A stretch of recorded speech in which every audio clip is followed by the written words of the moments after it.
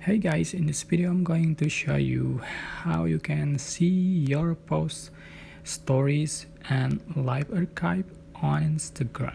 Alright, so if you have archived stories or have archived posts or maybe archived live streaming and you want to see it again, this is very easy. Alright, so open the Instagram and go to your profile and select three lines in the top right corner. Select archive right here, just tap on it. So here appears your story archive, your post archive and live streaming archive, stories archive, post archives and live archive.